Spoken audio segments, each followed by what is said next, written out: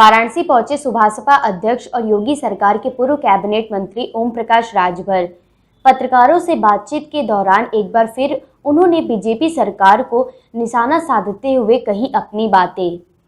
केंद्र सरकार द्वारा रबी की 6 फसलों पर एमएसपी बढ़ा दिए जाने के सवाल के जवाब में ओम प्रकाश राजभर ने बताया कि जब किसानों ने मुजफ्फरनगर में आंदोलन किया है तब इनकी चिंता बढ़ी है कि आज चुनाव सर पर है, कुछ करना चाहिए। एमएसपी बढ़ाने से क्या हो जाएगा? गेहूं का पिछला दाम 1960 रुपये था, अब उसे बढ़ाकर 1300 रुपये कर दिया गया है। किसान पूछ रहा है कि दाम बढ़ा रहे हो तो क्या फसल तैयार होने पर उसी दर पर अनाज खरीदोगे?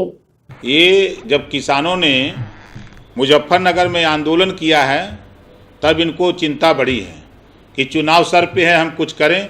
दाम बढ़ाने से क्या होगा? आज तो गेहूं का दाम अगर पिछला 1960 रुपया था और 1300 में बिक रहा है।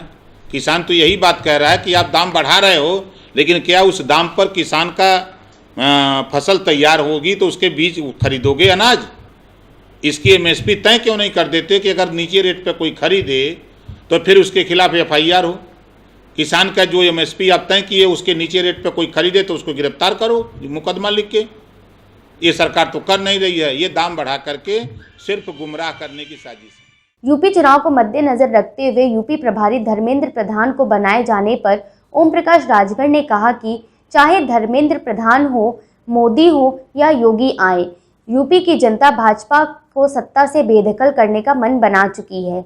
ये कुछ भी कर ले, कुछ होने वाला नहीं है। चाहे धर्मेंद्र प्रधान आवे, चाहे मोदी जी आवे, चाहे अमित शाह जी आवे, उत्तर प्रदेश की जनता भारतीय जनता पार्टी को सत्ता से बेदखल करने का मन बना चुकी है। ये चाहे कुछ कर लें, कुछ होने वाला नहीं है।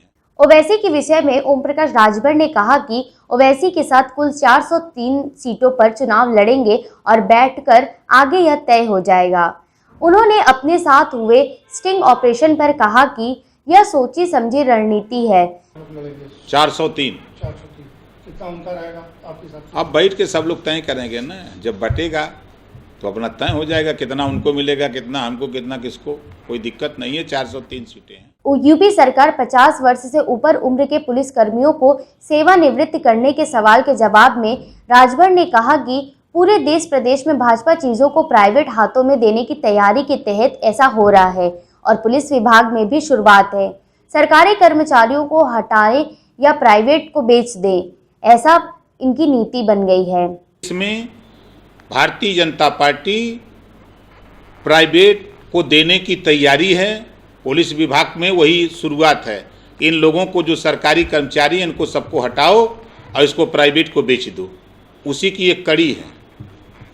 5 सितंबर को योगी जी बनारस आए थे, उन्होंने कहा था कि किसानों की दलाली करने वाले किसान आंदोलन का नाटक कर रहे हैं। जब सत्ता में नहीं थे योगी जी तब ये किसकी दलाली कर रहे थे जो आंदोलन करते थे? तब गोरखपुर हो, महाराजगंज हो, देवरिया हो, बस्ती हो, तब ये आंदोलन क्यों करते थे? कभी किसान आंदोलन किसानों के मुद्दों को लेकर लड़ते थे, तो कभी हिंदू मुसलमान के मुद्दे को लेकर लड़ते थे, तो तमाम चीज़ों को लेकर तो ये भी लड़ा करते थे। मतलब योगी जी को दलाल है? नहीं, योगी जी को हम दलाल नहीं कह रहे हैं। योगी जी जो कर रहे थे, कल तो योगी जी भी यही कमुआ करते थे जो आरोप लगा रहे हैं योगी जी।